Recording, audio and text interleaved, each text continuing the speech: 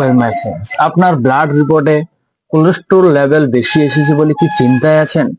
Doctor কি বলেছে আপনাকে যাবজ্জীবন ওষুধ খেতে হবে? আপনি কি জানেন সব ধরনের কোলেস্টেরল খারাপ নয়, এবং আপনি যদি সময় মতন চিকিৎসা করে এটা নিয়ন্ত্রণ করতে পারেন সেক্ষেত্রে বড় বিপদ এড়ানো সম্ভব। এবং হোমিওপ্যাথিতে এর খুব ভালো স্কোপ আছে ভিউয়ার্স, কোলেস্টেরল লেভেলকে কন্ট্রোল করার জন্য এবং ঠিক করার জন্য।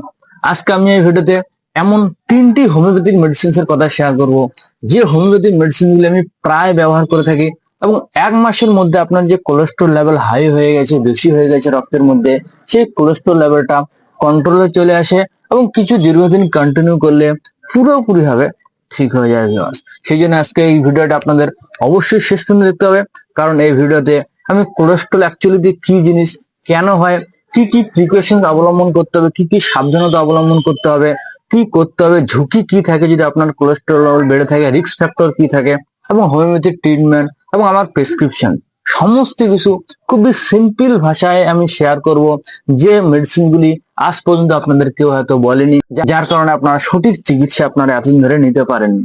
আজকে এই ভিডিওতে বলা ওষুধগুলি যদি আপনারা ব্যবহার করেন, মাস খানেকের মধ্যে আপনার ব্লাড কোলেস্টেরল লেভেল কন্ট্রোল হয়ে যাবে বন্ধুরা। সেই জন্য আপনাদের অবশ্যই ভিডিওটি স্কিপ না করে শেষ পর্যন্ত দেখতে হবে। তো বন্ধুরা, আমি ডক্টর এমডি শাহরুখ, তাহলে দেরি না করে চলেন শুরু করা যাক। ভিউয়ার্স, কোলেস্টেরল অ্যাকচুয়ালিতে কি জিনিস? কোলেস্টেরল হলো এক ধরনের ফ্যাট, তেল, চর্বি জাতীয় জিনিস, যেটা আমাদের শরীরের মধ্যে প্রয়োজন। কিন্তু এই ফ্যাট যদি অতিরিক্ত পরিমাণে বেশি হয় রক্তের মধ্যে, তখন কি হয়, আমাদের যে রক্ত নালীগুলো আছে, সেই রক্ত নালীগুলোর মধ্যে সেই ফ্যাট গুলো জমে গিয়ে একটা মোটা লেয়ার আস্তরণ তৈরি হয়। ফলে কি, নালীগুলো মোটা হয়ে যায়, ব্লক হওয়ার টেন্ডেন্সি থেকে যায়। ফলে কি, হার্ট অ্যাটাক, স্ট্রোক, এই ধরনের বড় কিছু ডেঞ্জারাস বিপদের ঝুঁকি থেকে যায়। সেই জন্য কোলেস্টেরল নিয়ন্ত্রণ রাখা খুবই জরুরি বন্ধুরা। এখন কথা হচ্ছে, এই কোলেস্টেরলটা কেন বাড়ে? কোলেস্টেরল বাড়ার সব থেকে প্রধান কারণ হচ্ছে অতিরিক্ত পরিমাণে স্পাইসি ফুড, তেল মশলা বেশি পরিমাণে খাওয়া বন্ধু। যদি আপনারা তরকারির মধ্যে, সবজির মধ্যে, খাওয়া দাওয়ার মধ্যে তেল মশলা অতিরিক্ত পরিমাণে বেশি খান, সেক্ষেত্রে সেটা 1 নম্বর আপনাদের কমাতে হবে। 2 নম্বর হচ্ছে ফাস্ট ফুড, অতিরিক্ত পরিমাণে বাজারের ফাস্ট ফুড, জাঙ্ক ফুড, এই সমস্ত খাওয়া, ব্যায়াম পর্যাপ্ত পরিমাণে না করা, অতিরিক্ত মোটা হওয়া, দিন দিন মোটা হয়ে যাওয়া, বা হাই ব্লাড সুগারের সমস্যা থাকে অনেকদিন ধরে, বা জেনেটিক বংশগত যদি কারো এই ধরনের সমস্যা থেকে থাকে, সেক্ষেত্রে আপনারও এই ধরনের সমস্যা হতে পারে। এবং শরীরের ওজন বেশি হয়, যদি কেউ কারো শরীরের মধ্যে অতিরিক্ত ওজন থেকে অনেক মোটা হয়, সেক্ষেত্রে হাই কোলেস্টেরল সমস্যা দিন দিন বাড়তে থাকে। মানসিক স্ট্রেস, চিন্তার কারণেও ব্লাডের মধ্যে কোলেস্টেরল লেভেল বাড়তে পারে বন্ধু। জেনারেলি এই সমস্ত কারণে হাই কোলেস্টেরল লেভেল দেখা যায়। এখন প্রশ্ন হচ্ছে, যদি আপনার ব্লাডের মধ্যে হাই কোলেস্টেরল লেভেল বেশি হয়ে যায়, বেড়ে যায়, সেক্ষেত্রে আপনারা কোন কোন লক্ষণ আপনারা বুঝতে পারবেন? কারণ সবাই জানেন শরীরের মধ্যে রোগ হলে লক্ষণ দেখা যাবে। তো এই ক্ষেত্রে কোন কোন লক্ষণ দেখলে আপনারা বুঝতে পারবেন যে হাই ব্লাড কোলেস্টেরল হয়ে গেছে?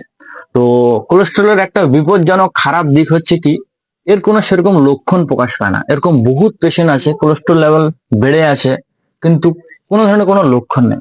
তবে কিছু কিছু ক্ষেত্রে জেনারেলি কিছু লক্ষণ দেখা যায়, যেমন মাথা ঘোরা, একটু দিয়ে ক্লান্ত হয়ে যাওয়া, বুক ধড়ফড় করা, একটু হাঁটাচলা করলে শ্বাসকষ্ট মনে হওয়া, এবং চোখের পাতার উপর সাইডে হলদেটে দাগ টাইপের কিছু মোটা ওভারকোট লক্ষ্য করা। এই সমস্ত কিছু কমন সাইন সিমটম দেখা যেতে পারে। তো সবার ক্ষেত্রে যে দেখা যাবে সেরকম কোনো ব্যাপার নেই। এরকম ম্যাক্সিমাম পেশেন্ট আছে, ম্যাক্সিমাম কেস আছে কোলেস্টেরল লেভেল প্রচুর পরিমাণে বেড়ে গেছে কিন্তু সেরকম কোনো লক্ষণ নাই বন্ধুরা। সেই জন্য ব্লাড কোলেস্টেরল লেভেল আর লিপিড প্রোফাইল প্রায় নির্দিষ্ট সময় পর পর চেক করা খুবই জরুরি, যাতে আপনারা কনফার্ম হতে পারেন কোলেস্টেরল লেভেল কতটা হচ্ছে, কতটা কন্ট্রোল আছে, কতটা বেশি আছে। ফলে আপনার লাইফস্টাইল চলার পথে সুবিধা হবে এবং কোলেস্টেরলটাও কন্ট্রোল করতে চিকিৎসার মাধ্যমে সহযোগিতা হবে। রক্তের মধ্যে যদি কোলেস্টেরল লেভেল বেশি বেড়ে যায়, সেক্ষেত্রে কিছু কিছু ঝুঁকি থাকে, যেমন স্ট্রোক হওয়ার চান্স বেড়ে যায়, হার্ট ব্লক হয়ে যায়, চান্সেস বেড়ে যায়, হার্ট অ্যাটাকের চান্স থাকতে পারে, হাই ব্লাড প্রেশারের সমস্যা হতে পারে। এই সমস্ত কিছু ঝুঁকি লক্ষ্য করা যায়। সেই জন্য ট্রিটমেন্ট খুবই জরুরি।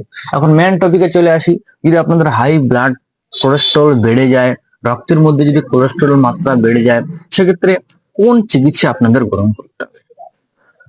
তো সবার প্রথমে যে মেডিসিনটা আমি প্রায় ব্যবহার করে থাকি এবং খুবই ভালো রেজাল্ট দিয়ে থাকে, এবং সেটি হচ্ছে একটা পেটেন্ট গ্রুপের মেডিসিন, নিউ লাইফ কোম্পানির NL3 ড্রপস দিয়ে।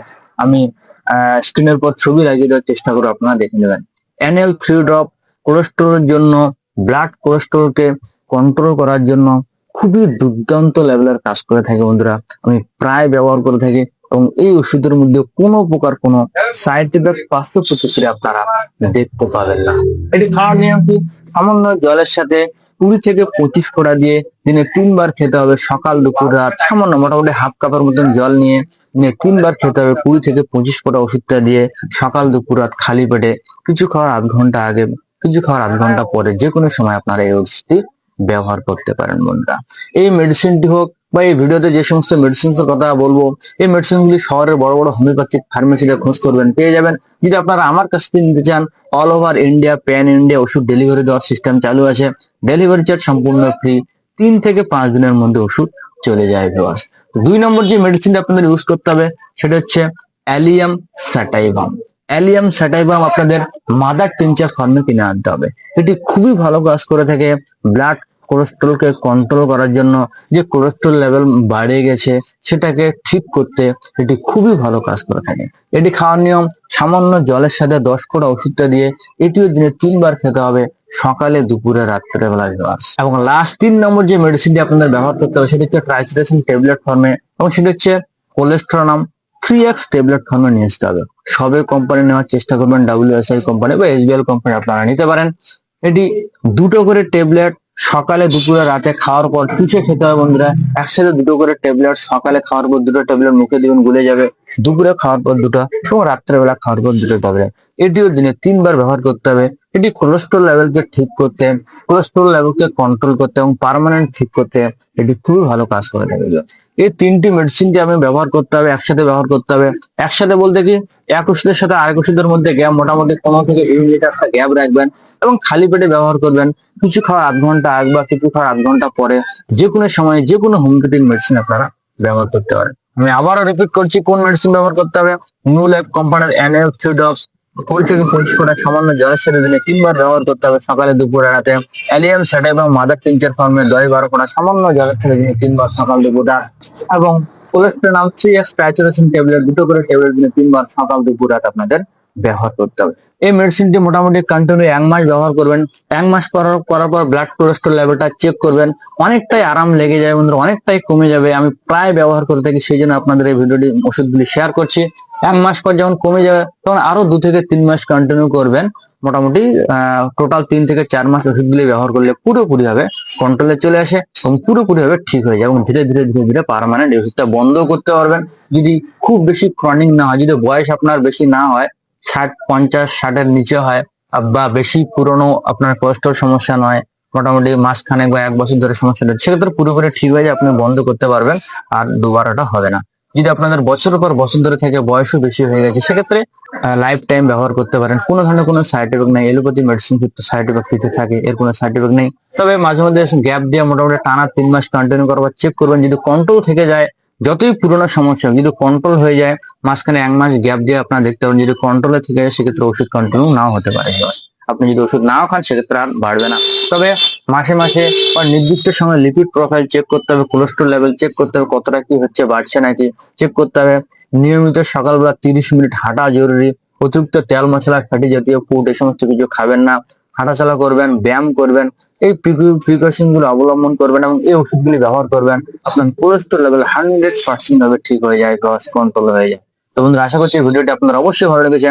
যদি ভালো লেগে থাকে তাহলে অবশ্যই আমার চ্যানেলকে সাবস্ক্রাইব করে দিয়ে পাশে রাখা বেল আইকনটি প্রেস করে দিয়ে অল নোটিফিকেশন ক্লিক করে দিবেন। তো বন্ধুরা, আমি ডেসক্রিপশন বক্সে আমার সমস্ত কিছু ডিটেইলস দেওয়া আছে, বা আপনারা যদি আমার কাছ থেকে স্পেশাল ভাবে অনলাইন চিকিৎসা নিতে চান সে তারও ব্যবস্থা আছে।